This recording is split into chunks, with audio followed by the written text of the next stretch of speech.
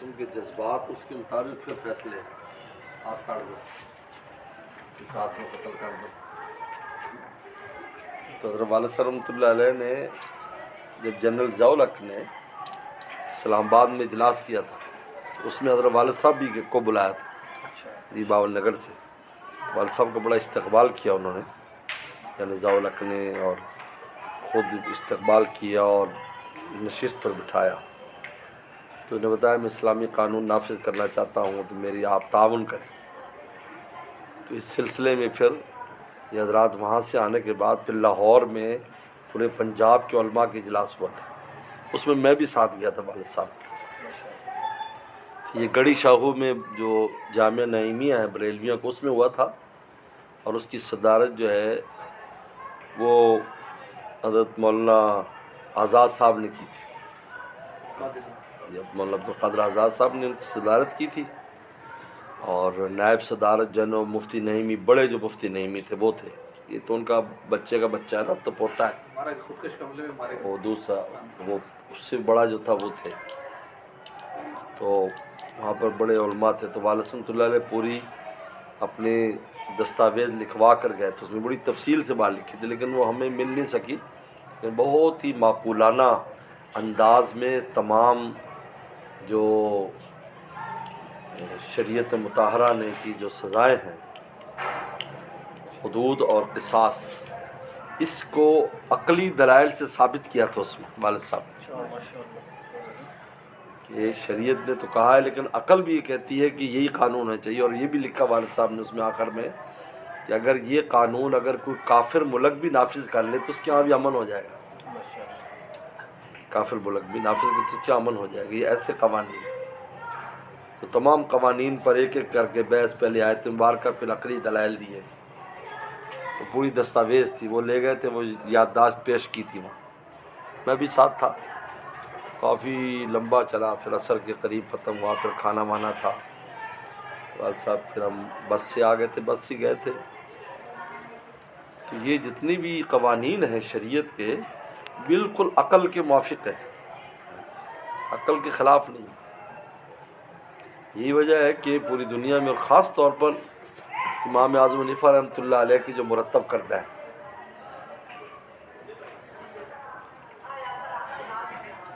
یہی وجہ ہے کہ امام حنیفہ رحمۃ اللہ علیہ کی جو قوانین ہیں یعنی جو معاملات سے متعلق ہیں یہ قوانین ہر مذہب کے سلطان البادشاہ کے دور میں رائج رہے. اب یہ عباسی جتنے تھے تو عباسی لوگ جو تھے وہ حنبلی مسلک کے تھے کوئی شافعی مسلک کے تھے لیکن ان کا قاضی القضات امام ابو یوسف رحمۃ اللہ علیہ تھے. تو قاضی القضات اب دیکھو وہ جو نا حنفی ہیں اس لیے کہ احناف کے جو قوانین آج بھی سعودیہ میں حنفی قوانین زیادہ رائج ہے. عجیب ہے وہ حنفی قوانین پر فیصلے کرتے ہیں آج بھی دوسرے قوانین پر کم اس لیے کہ ان کے ہاں اس میں کوئی وہ نہیں ہے. عبادات تو ٹھیک ہے لیکن جو معاملات ہیں ان معاملات کے اعتبار سے نہیں ہے. آج بہت سے قوانین احناف کے ہیں جو سعودی عدالتوں میں رائج ہیں بہت سے. بس ٹھیک ہے بیٹھے ہیں پیسے چابی دے دے کھول اعتراض دے چابی. امام اعظم حنیفہ رحمۃ اللہ علیہ جو نا جی وہ ایسا یعنی ان قوانین لیے ہیں جو عقل میں بھی آتے ہیں عقل سے متمم فطرتی چیز ہے. اس لیے جتنے بھی اسلامی قوانین ہیں پوری دنیا میں بلکہ میں گیا تھا انگلینڈ جو اس کو یونائٹڈ اسٹیٹ کہتے ہیں. یونائٹڈ اسٹیٹ کا مطلب ہے یہ بھی کئی قبضہ کیا ہوا ہے اس نے کئی ملکوں پہ. تو انگلینڈ ایک ملک ہے جیسے ایک ویلز ہے پھر اسکاٹ لینڈ ہے اور پھر ایک اور 3-4 ملک ہے چھوٹے چھوٹے وہ اپنے ہی ملکوں پر قبضہ کیا ہوا ہے یہ یونائٹڈ اسٹیٹ کہلاتی ہے. جس طرح امریکہ کا ہے ریاستوں پر. تو وہاں ویلز میں گیا تھا کافی سال ہو گئے.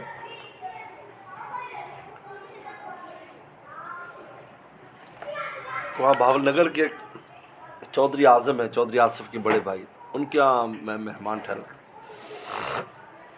مجھے رات کو مجھے پوچھنے لگا کہ حضرت تو ہدایہ کیا چیز ہے؟ ہدایہ، تو میں نے کہا ہدایہ یہ کیا مطلب تمہارا؟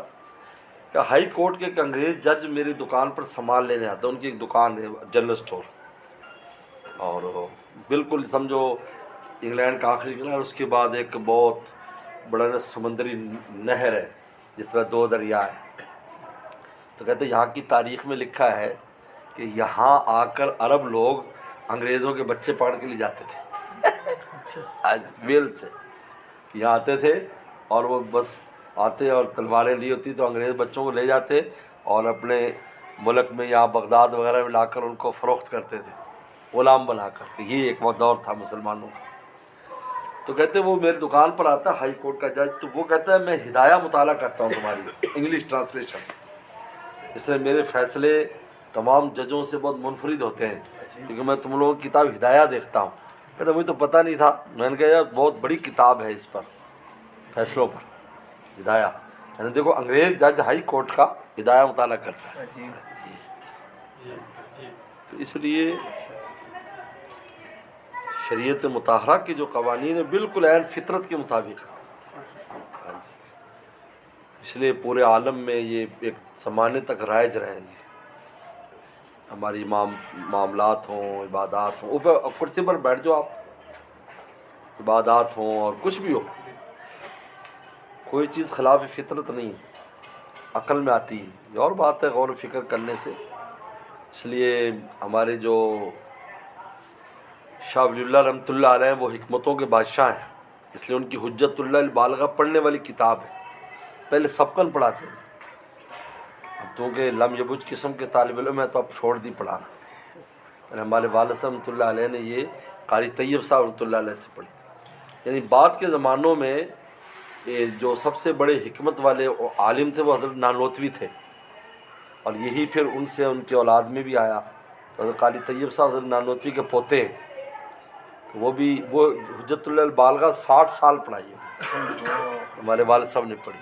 تو اس میں یہی لکھا ہے کہ فجر کی 2 رکعت کیوں ہیں، ظہر کی 4 رکعت کیوں ہیں، روزہ کیوں ہے، فلانا قانون کیوں ہے، پڑھنے کے لائق کتاب حجت البالغہ۔ ہم نے تو ویسے شوقیہ مطالعہ کی میں نے، اور یہ بڑی عجیب کتاب حجت اللہ البالغہ۔ تو دلائل عقلیہ سے ثابت، ہر ہمارا شرعی حکم دلائل عقلیہ سے ثابت ہو جاتا ہے آسانی سے، ابھی یہ اس کا شرعی حکم ہے۔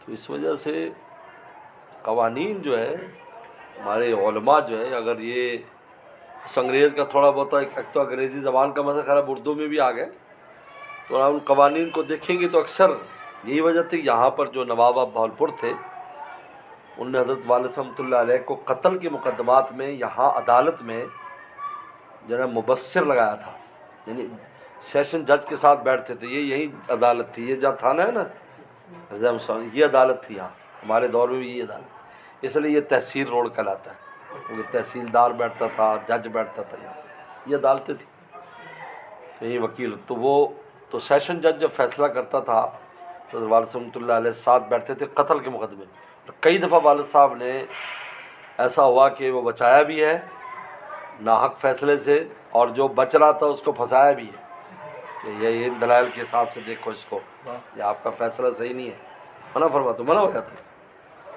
لیکن جب یہ 1 یونٹ بنا ہے، 1 یونٹ 1960 کے بعد، پھر وہ دوسری چیز شروع ہو گئی، تو والد رحمۃ اللہ علیہ ان میں بہت جھوٹ شروع ہو گیا، تو پھر استعفیٰ دے دیا۔ یہاں پر وہ بیٹھتے تھے، کیونکہ اللہ تعالیٰ کا شکر ہے، لیکن حنفی مذہب کو یہ فوقیت رہی ہے، ہر زمانے میں بڑا قاضی حنفی رہا ہے، چاہے کسی کی بھی حکومت تھی، چاہے وہ شافعی کی حکومت تھی، حنبلی کی یا مالکی کی، لیکن جج جو بڑا جج وہ حنفی رہا ہے۔ یوسف رحمۃ اللہ علیہ پورے طویل دور تک رہے، عباسیوں کے پورا ہارون رشید کا دور اس میں گزرا ہے، مامون کا دور گزرا ہے، یہ اور بھی جو تھے بڑے بڑے حنفی قاضی ہوتے تھے، آپ ان کے نام پڑھیں حیران ہو جائیں، کیونکہ ابو حنیفہ رحمۃ اللہ علیہ کا مسلک وہ بالکل اپیل کرتا تھا سب کو۔ آج سعودیہ میں بھی آج بھی بہت سے قوانین وہ حنفی ہیں، حنفی قوانین کا آج بھی. اس لیے یہ ہمارا جو ابو حنیفہ رحمۃ اللہ علیہ کا جو مسئلہ، خود ابو حنیفہ رحمۃ اللہ علیہ پر کیوں سختی ہوئی کہ ان کو قاضی بنانا چاہتے تھے. ابو حنیفہ رحمۃ اللہ علیہ کو جیل میں جو ڈالا گیا تھا کہ ان کو قاضی بنانا چاہتے تھے عباسی لوگ. اس نے کہا مجھے قاضی نہیں بننا ہے. حدیث شریف میں آتا ہے جس کو قاضی بنا دیا گیا بغیر چاقو کے اس کو ذبح کر دیا گیا، میں نہیں بننا. اس پر ان کو جیل ڈال دیا، یہاں تک کہ جیل میں انتقال ہو گیا حضرت کا، لیکن قاضی نہیں بنے. بلکہ قاضی کا قصہ لکھا ہے کہ وہ جو ہے وہ ایک عالم تھے بہت بڑے، لیکن وہ اپنے جو ہے نا وہ ایک بانس جو ہے نا وہ ڈال کر نا ایسے بانس تو بھاگتے تو اس پر سواری کرتے تھے، ایسے بھاگتے تھے بچوں کے جیسے بچے کھیلتے، اپنے آپ کو مجذوب اور پاگل بنایا ہوا. تو نماز کی ٹائم مسجد میں نماز پڑھتے اور پھر وہی بھاگے پھرتے رہتے، لوگ کھانا کھلا دیتے ہیں. کسی نے ان سے چند باتیں ویسی پوچھی جیسے پاگل، انہوں نے اتنے اونچے جواب دیے، اگلا حیرت زدہ ہو گیا. تو انہوں نے کہا کہ یار آپ تو بہت بڑے عالم ہیں، ایسے آپ نے دلائل دی اور وہ یہ کیا صورت بنائی ہوئی؟ کہا مجھے قاضی نہ بنا دے، میں اس سے بچنے کے لیے کیا ہے، کیونکہ میں اس آگ میں نہیں پڑنا چاہتا، اس آگ میں پڑنا چاہتا. یعنی قاضی برابر سرابر چھوٹ جائے نا جی قیامت کے دن، بس یہ بھی غنیمت ہے، بس ملنا ملانا بات کی بات. تو ابو حنیفہ رحمۃ اللہ علیہ پر سختی اس لیے کہ آپ قاضی بن جائیں، کہ کیوں نہیں بن سکتے تھے؟ کیا تم میں اہلیت ہے؟ تو ابو حنیفہ دلیل دی. انہوں نے کہا تم میں، بادشاہ نے کہا تم اہل ہو؟ انہوں نے کہا میں اہل نہیں ہوں. کہا تم جھوٹ بولتے ہو؟ کہا کہ جھوٹا قاضی نہیں بن سکتا.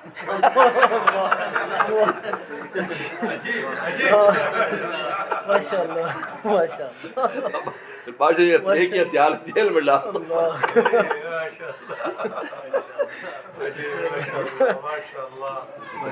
جھوٹ بولتے ہو؟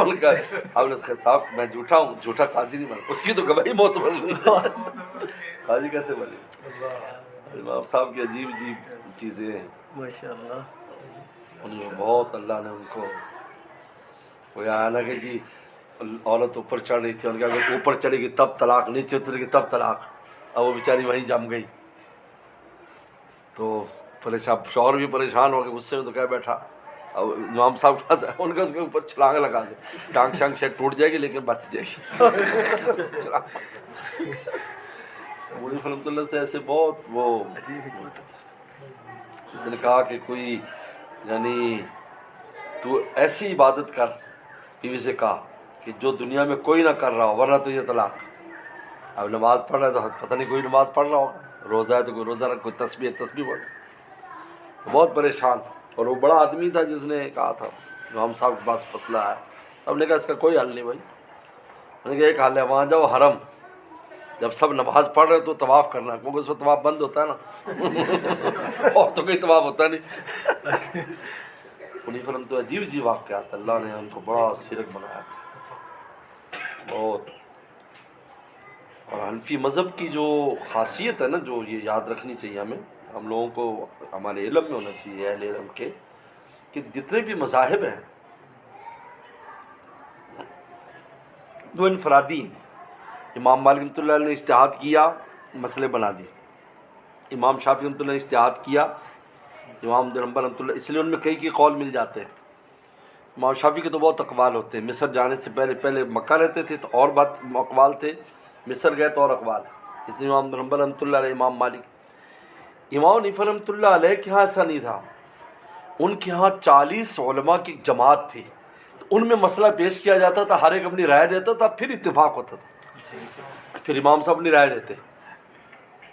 تو اکثر امام صاحب کی رائے پر سب جی آپ کی رائے بالکل ٹھیک ہے، دلائل کی روشنی میں وہ لکھ دیا جاتا. اور کبھی اختلاف بھی ہو جاتا، جیسے امام یوسف رحمۃ اللہ علیہ اپنا الگ کہہ دیتے تھے، امام ابو محمد اپنا الگ کہہ دیتے، امام ظفر الگ. یہ سارے اس کمیٹی کے، اس جماعت کے ممبر ہیں، 40 آدمی. یہی وجہ ہے کہ دنیا میں سب سے زیادہ حنفی مذہب ہے، کیونکہ یہ ایک آدمی کا نہیں، ایک پوری جماعت سے بنا ہوا ہے قانون. یہ بڑی انفرادیت ہے اس بات سے. اب دیکھو 40 دماغ مل کر، اس لیے کہتے ہیں نا کہ مشرع اور اس کی بتاتے ہیں، مولانا رومی کہتے ہیں کہ ایک دماغ ایک چراغ ہے اور دوسرا دماغ دوسرا چراغ ہے. تو اب بتاؤ اگر 3 4 5 10 چراغ اکٹھے ہو جائیں تو جو چیز واضح کتنی ہو جائے گی جس کو آپ دیکھنا چاہتے ہو. اب بتائیں، میں اگر یہاں دیکھنا چاہتا ہوں، اگر 2 4 اور بلب جل جائیں گے تو اس کو دیکھنے میں کتنی سہولت ہو جائے گی اور اس کی باریک باریک چیز بھی ظاہر ہو جائے گی. امام اعظم حنیفہ رحمۃ اللہ علیہ 40 دماغ اکٹھے ہوتے، جس میں حضرت عبداللہ بن مبارک رحمۃ اللہ علیہ بھی شامل ہیں، بڑے بڑے حضرات. وہ پھر اس پر بات ہوتی تھی. اس لیے حنفی مسلک جو ہے وہ پوری دنیا میں اپیل کرتا ہے، اسی وجہ سے سب دنیا میں سب زیادہ رائج ہے. 80 یعنی 1.25 ارب مسلمان ہیں، جن میں 88 کروڑ حنفی ہیں. 88 کروڑ، اور 4 کروڑ مالکی ہیں، اور 12 کروڑ شافی ہیں، اور 1 کروڑ حنبلی ہیں. باقی یہ رافضی مافضی یہ وہ باقی سارے سب زیادہ حنفی لوگ ہیں. دیکھو ابو حنیفہ رحمۃ اللہ علیہ پر ہاں یہ بہت اہم باتیں یہ ہمیں تھوڑی ہوتی ہے ایک دن میں آ جاتی ہیں، کہاں سے کہاں سے اکٹھی ہوتی ہیں. فوراً سنبھال لے اور اس کو بغل میں رکھے تو بات ہو تو. آج کل ایک اختلاف ہوا ہے ابو حنیفہ سے متعلق کہ حنیفہ جو ہے جو ہے آپ کی بیٹی نہیں تھی، آپ کی جو کمیت. سوال اچھا کیا آپ نے. ابو حنیفہ، حنیفہ دین حنیف سے دراصل یہ حنیفہ بیٹی نہیں ہے. دین حنیف عربی زبان کا قاعدہ ہے کہ جو کسی فن کا ماہر اس کے ساتھ اب لگاتے ہیں یا اخ لگاتے ہیں. یاد رکھو یہ عربی کا قاعدہ ہے، اب یا اخ. جیسے ابو ہریرہ، تو ہریرہ کا ابا تو نہیں ہے نا، لیکن التزام کی وجہ سے کہ وہ اتنا انہوں نے لازم کیا ہوتا بلی کو کہ ان کا ابا بن گئے. اصل اس طرح حضرت انس رضی اللہ عنہ کی کنیت ابو حمزہ، حمزہ کا ابا. حمزہ کہتے ہیں باتھو کو. باتھو ایک قسم کا ساگ ہوتا ہے جو پنجاب والے جانتے ہیں. وہ اس کے توڑنے کے بڑے ماہر تھے، تو امائیں بھیجتی تھی ان کو کہ جا وہ لے آ. تو وہ ساگ جو ہے نا وہ توڑ کر لاتے تھے وادیوں سے. تو اب پیغمبر نے فرمایا تو ابو حمزہ ہے. ابو حنیفہ کا مطلب ہے کہ دین حنیف کے اوپر ان کو اس قدر تخصص حاصل تھا کہ ابو حنیفہ بن گئے. یہ وجہ بیٹی کی وجہ سے نہیں ہے کہ ان کو اتنا تخصص ہے دین حنیف پر اور اتنا اس کے پر کمانڈ حاصل ہے کہ ان کے ساتھ اب لگ گیا. ابو بکر بھی اسی طرح ہے. ابو بکر کو بکر میں نہیں ہے، بکر جوان اس کو کہتے ہیں، اونٹ کو ابو بکر، یعنی ان کی ہمت کی اعتبار سے ان کو ابو بکر کہا ہے. یہ اٹھا لیا پیغمبر اسلام کو. تو یہ کتنے ایسے نام ملیں گے آپ کو. اس طرح اخ بھی ہوتا ہے، اخ کا لب اسم آتا ہے. اخ اللبن، دودھ بہت پیتا ہے، دودھ سے تو اس کو اخ اللبن کہتے ہیں، لبن کا بھائی. اخ الرغیف، روٹی کا بھائی، خوب کھاتا پیتا ہے. یہ تو اب اور اخ کا لفظ جو ہوتا ہے یہ عربی زبان میں یہ قاعدہ ہے عربی کا کہ اب اور اخ کا لفظ جو تخصص آتے ہیں اس میں ساتھ اب بھی لگاتے ہیں اخ بھی لگاتے ہیں. آپ کو بہت سے نام ایسے ملیں گے. ہاں جی بہت سے نام جانوروں کے ناموں میں اس طرح ہے. ماں کے نام پر بھی آتا ہے. ہاں جی کے لاتے کئی جانوروں کا نام سے شروع ہوتے ہیں کیونکہ وہ ان کے اس کے ساتھ خاص وہ چیز پائی جاتی ہے. حالانکہ کئی نام ایسے ہیں میرے ذہن سب نکل رہے ہیں، کئی جانوروں کے نام سے یا اب سے شروع ہوتے ہیں.